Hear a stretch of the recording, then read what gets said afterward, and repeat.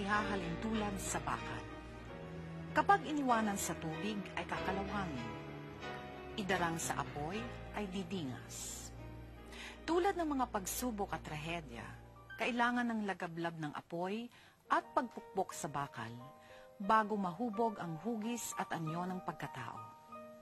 At nasa tao ang pagpili ng kanyang magiging kabuuan pagharap sa mga hamon ng buhay. Maaaring salubungin ito na may kahinaan at magpalamon sa kalawang, o may lakas at maging matibay na bakal. Tunghayan natin ang hindi pangkaraniwang pagsubok na pinagdaanan ni Yoli.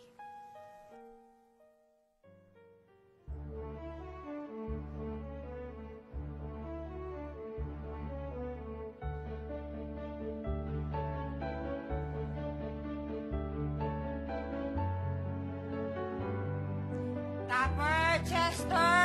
Bilisan niyo na dyan, oh! Kakain na. Lalamig na to, eh. Nilam naman. Ngayon mo pa gagawin yan. Aakit ka sa bubungan. Kung kailan kakain na tayong lahat, oh. Sandali lang ito, Ma.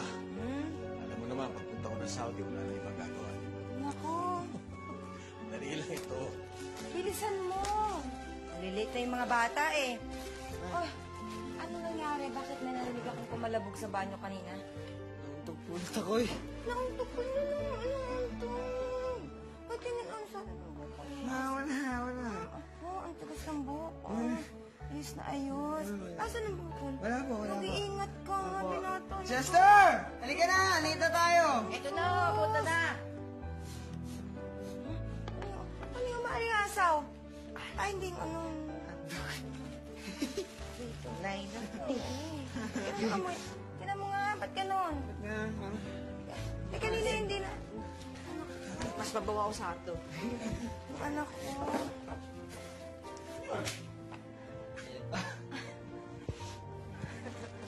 Yung ano, nasunog. Papa, Nasunog yung itlog. magtawa kayo. Oo. Siyempre, ako ba? Tapos to. Sige, punta ko ng udon ko, ah. Sige. Hi, girls. Hi. Pare, sabi ko? Oo, ikaw. Ano nagagawa yun? Ano yun? May science, may English. Oo, tapos may mga project pa tayo. Kasi papasok natin ngayon yun. Tapos, mahirap diba? Sobrang dami, hindi ka na rin gumagawa. Ano, Kaya ako. Sige.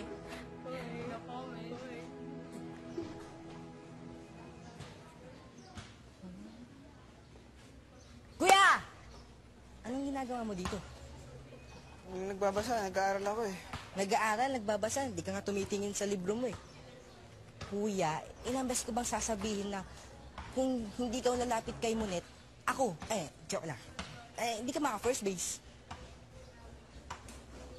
Lapitan mo na kasi. Sabihin mo na, hahatid mo siya. Bilis na, sige na. Baka kasi ano... Mabasted ka. Ano naman, kuya. Paano mo malalaman kung hindi mo susubukan? Tsaka, kuya, huwag kang matakot. Kasi mabait ka naman. Gwapo. Kaya lang, mas gwapo pa rin ako sa'yo, di ba? Di ba? Oo, di ba? gwapo ka sa akin. Oo. Ano, lapitan mo na. Sige na, kuya, lapitan mo na. Hiya pa to. Sige na, kuya. Kaya mo yan, kaya mo yan. Sorry, yun ito mo. Ano nangyari? Wala ka man. Hi, Monet. Hi. Tapusin pa namin yung project namin. May gagawin pa kami pala. Bye-bye. Bye. Oh, ano yun? Basta. Okay lang. Bakit? Kasi tatanong sana ako sa'yo. Kung pwedeng, pag-uwi. Hatid na lang kita pa-uwi. Yun lang naman pala eh. Sige. Yun Okay lang lang? pala eh. Oo naman. Ito. Okay na yan. Okay na yan. Tapper, saan ang kapatid mo? Pa, anong ginagawa niyo dito? Dito ka na pala. Hindi na, susunduin ko na kayo eh. May kasama ako eh. Sino siya? Ikaw ba si Monet? Yung matagal niya ng crush na kinikwento mo sa amin ng mama mo. Ako po si Annette. I'm pleased to meet you, sir. Maganda. Maganda kang pipili, ah. Halika na, halika. Sumabay ka na sa amin. Hatid na kita. Talaga? Sige, Oh, salamat sige, po. Halika, halika.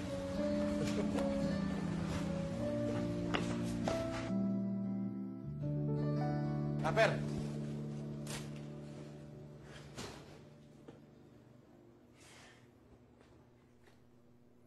Ano ba problema? Kanina ka pa walang imik dyan, ah. Taper! Ba't nyo kami sinundo? Aba, natural. Gusto kayong palaging makasama bago man lang ako umalis sa susunod na linggo. Ang lalaki na namin eh. At saka di ba nagkikita naman tayo pag uwi namin? Pa naman eh. Ano ba to? Ha? Taper, nagtatampo ka dahil sa nangyari kanina? Napakaliit na bagay nun, pinalalaki mo. Maliit pala eh, nagtanong pa kayo. Taper!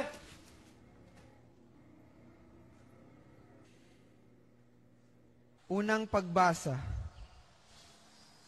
Ang muling pagkabuhay ni Jesus ang siyang pinakapuso ng kerigma.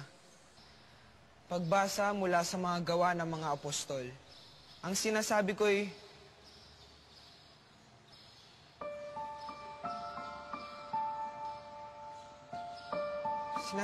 tungkol kay Jesus na taga Nazaret.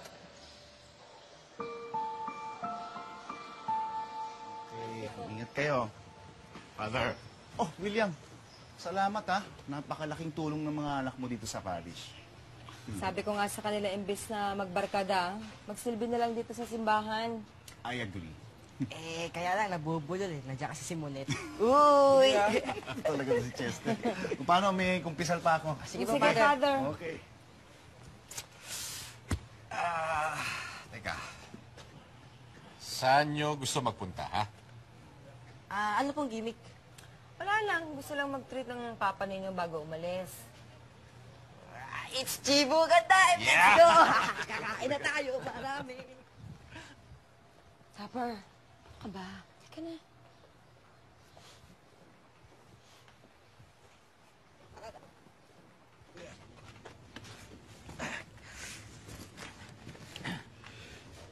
Ba, kailangan niyo po ba talaga umalis ulit? Ganun talaga, anak, eh. Kaya mo, makapag-ipon lang ako para sa pag-aaral ninyo, hindi na ako babalik doon. Promise? Promise. Yes. Siya.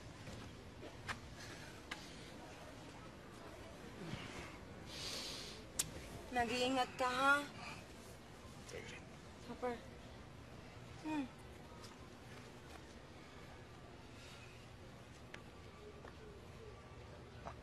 Kasi yung...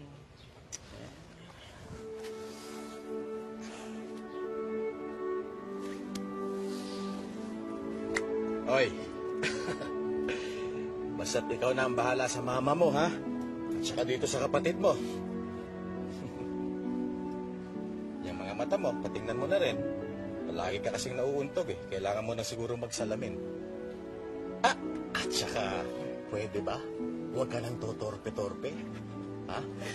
Sa lahi natin mga gwapo ang Oo nga, torpe. kuya. Okay, maganda na tayo. Babalitaan ko kayo pag tumatawag kayo. Sa susunod na pagbalik nyo galing Saudi, ako nasusundo sa inyo. Ay, naku, wag na. Laki-laki ko na. Susunduin niyo pa ako. Tayo naman eh! Tatay talaga. Basta, ha? Mama nyo, alagaan nyo, ha?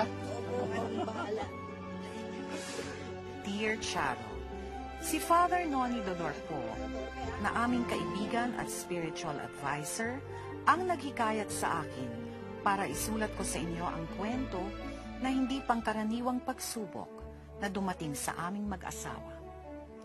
Ang asawa ko pong si William may isang industrial painter sa Saudi. Kinailangan niyang magtrabaho sa ibang bansa para matustusan ang pag-aaral ng dalawa naming anak na sina Christopher at Chester na kasalukuyang nasa high school. At sa tuwing aalis ang asawa ko, ako ang mag-isang naiiwang nag-aalaga sa aming 2 anak. Ano yan? Ma. Ipon ko po. Alam ko, hindi ba pambili mo ng gitara yan? Bakit mo binibigay sa akin? Tsaka na po yung gitara. Siyempre, gusto ko munang tumulong sa gastusin sa bahay.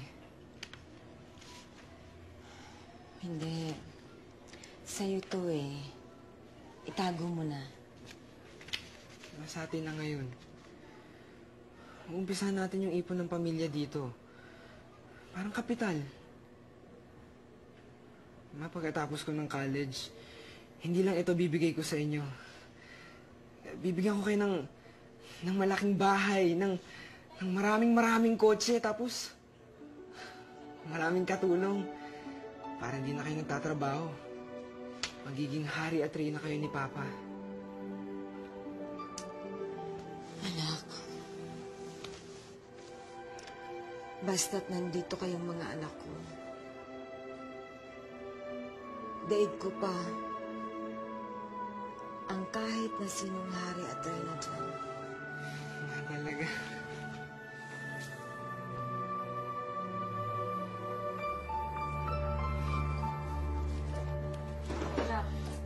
Nak!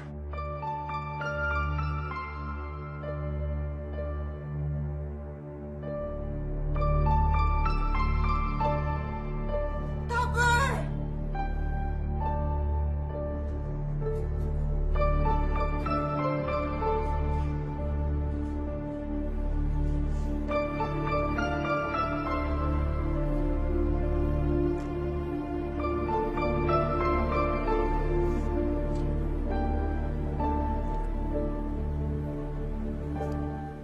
Dok, ano ba talaga ang sakit ng anak ko? Bakit kailangan ulitin ang CT scan niya? Tatapatin ko kayo, Mrs. Tama ang unang doktor na pinuntahan nyo. Actually, may malaking mas kaming nakita sa utak niya na hindi matatanggal na operasyon. Cancer sa utak ang sakit ng anak nyo at malignant ito. Napakalaki na ng tumor sa utak niya. Baka 5 buwan na lang ang itagal ng anak nyo. So I'm advising you, patigilin nyo na lang siya sa pag-aaral at bantayang mabuti. Dahil baka one of these days,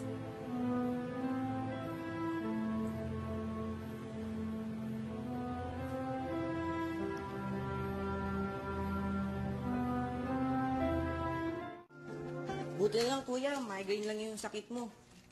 Eh, bakit daw lumalabo yung paningin mo? Hindi ko alam. Si mama yung nakipag-usap eh. Uy, kaya ikaw, mag-iingat ka sa pagbabasketball mo. Pati ikaw, magka-migraine. Ako pa. Basta? Sige, tara. Ah, siya nga pala. Hinahanap ka ni Imanit kanina. Ako? Oo. Pa, anong gagawin ko? Si Topper, natatakot ako.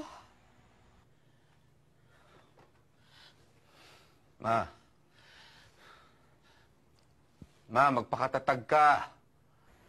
Hindi ko kaya ito mag-isa. Huwag mo sabihin mag-isa ka. Ma, magkasama tayo sa lahat. Ma, dalhin mo si Tabel sa pinakamagaling na doktor, ha? Huwag mong iisipin ang ibabayad. Kung kinakailangan, ibenta natin ang lahat. Gumaling lang si Tupper, gawin mo. Pipili ko makabalik agad. Gagawa ko ng paraan.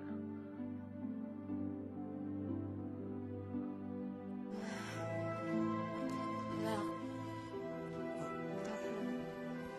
baka naman pwedeng huwag ka naman pumasok na. Sumpungin ka na naman ng migraine mo eh. Okay lang. May gamot ako.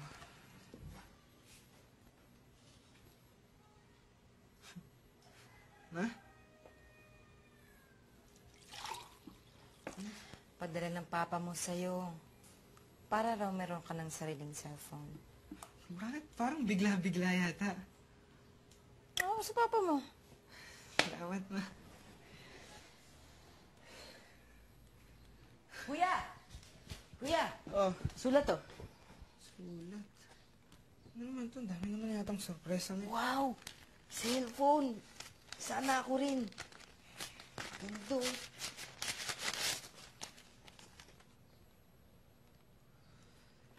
Yes! Ano daw? Bakit kuya? Ma, yung resulta ng test ko sa Lasal.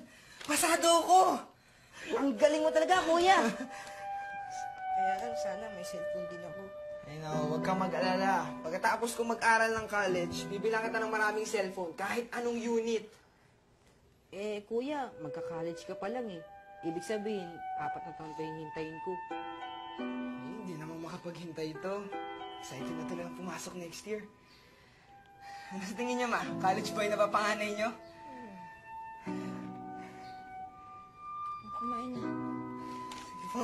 Kain na, kain na. Marcelino! Bye!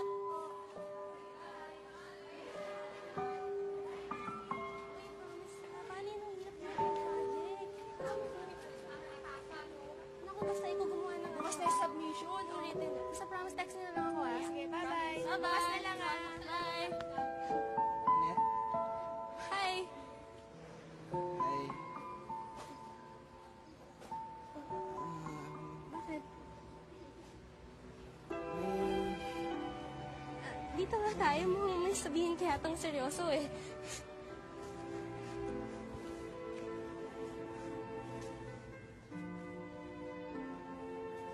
Net? Oh.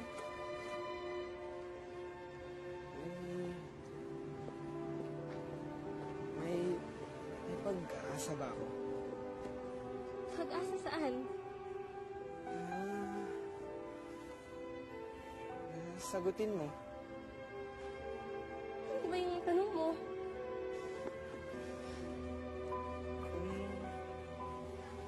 Kung pwede ba kitang maging girlfriend? Oo naman. Oo sa may pag-asa o oo sa girlfriend? Oo, sa pareho. Bakit parang di mo gusto yung sinabi ko? Uy! Tama! Uy! Uy! Ma'am, tulungan niyo kami! Tama! Ano sa'yo? Ano kami? Ano sa'yo?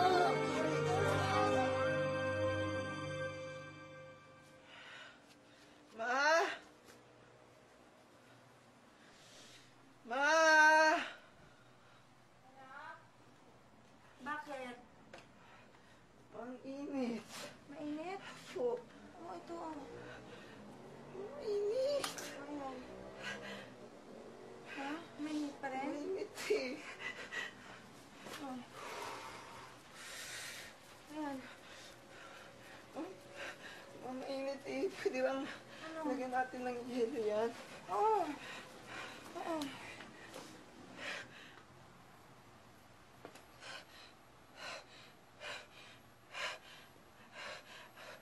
Ma!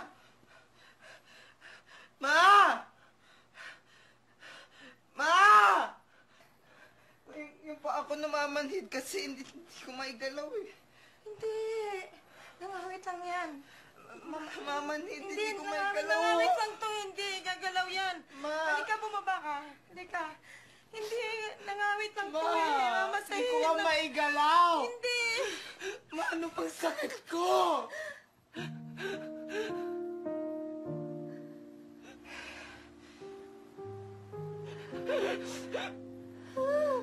Hindi ko sinabi kay Topper ang sakit niya dahil ayokong maranasan niya ang bigat ng nararamdaman ko.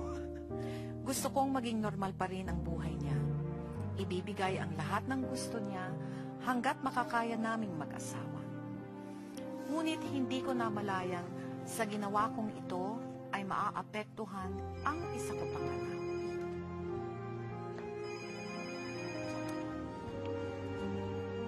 Hello? Chester, Papa! Kamusta ka na? Ang kuya mo. Sandali po. Para sa'yo, Papa.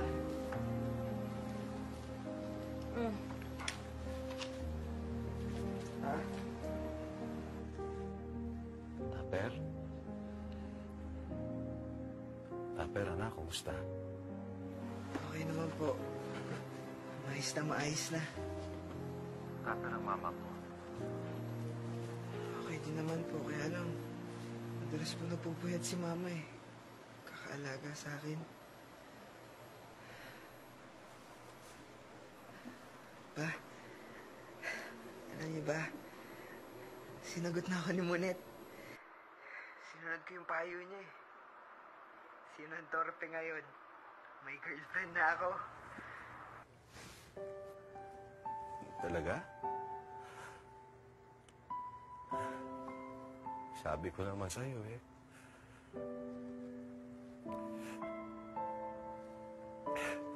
Malakas ang manlag ng kagwapuhan natin.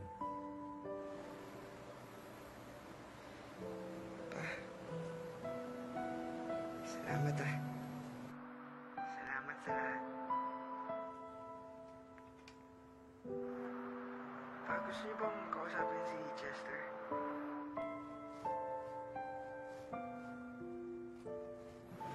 Chester?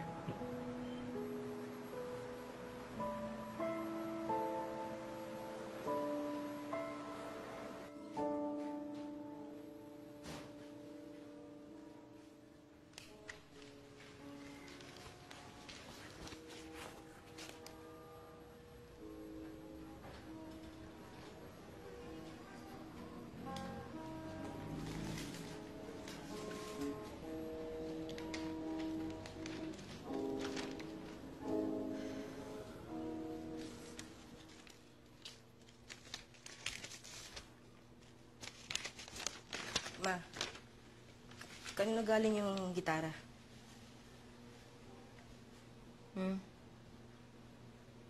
Galing sa tita mo at saka sa tito mo para kay Topper. Ma, akala ko ba babayaran natin yung uniform ko para sa intraps? Eh, hindi pa nagpapadala ng pera ng Topper mo eh. Eh, ba't si Kuya nakabayad na para sa C80 niya? Eh kasi anak, naka-budget na lahat ng pera. Pamalengke, sa kuryente, sa tubig, pambili ng gamot ng kuya mo. Eh, dyan po. Hindi pwede, para sa gamot ng kuya mo yan eh. Eh, 300 lang naman po eh. Sige na po. Ano ka ba? Hindi nga pwede, bakit ba ang kulit-kulit mo? Kapag meron naman, magbibigay naman ako eh. Ang hirap naman dito. Parang si Kuya na may kailangan. Sana pala magkasakit na rin ako para makasama ko sa gastos. Ha! Wag mo na ulit sasabihin yan, ha? Naiintindihan mo?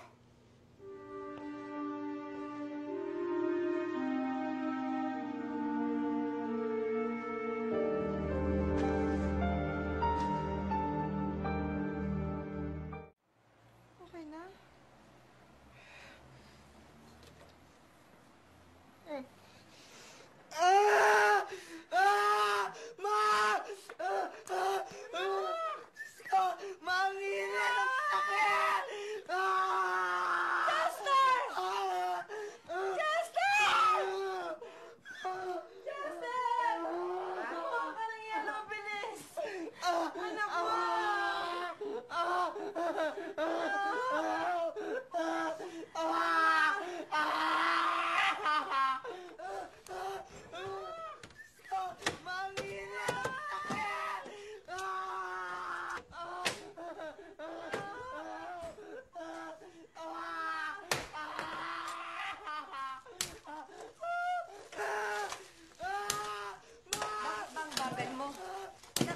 Nahihirapan na ang kuya mo eh.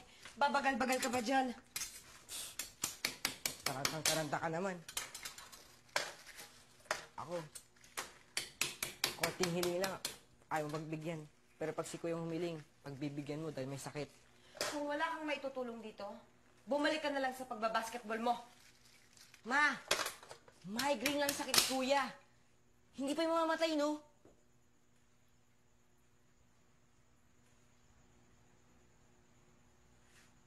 May cancer sa utak ang kapatid mo.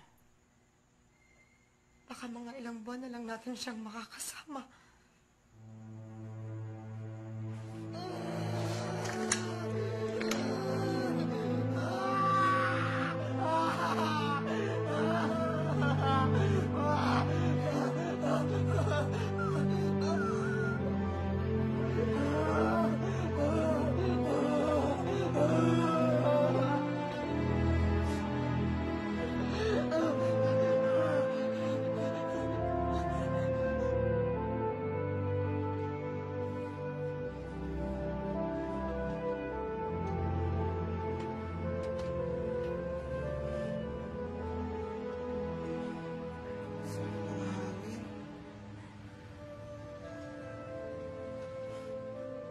Mahirap pagka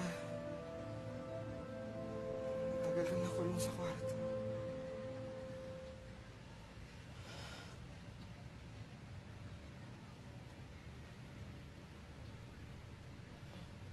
Bakit? Naisip mo na ba na mas gwapo ako sa'yo? Bakit parang hindi ka yata hyper? Nagtatampo ka pa ba sa akin? Hindi na. Tanggap ko na. Mas gwapo ka sa akin.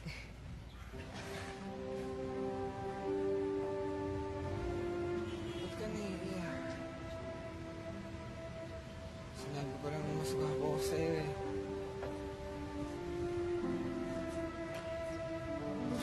Masakit pala po. Pag hindi ka na gwapo.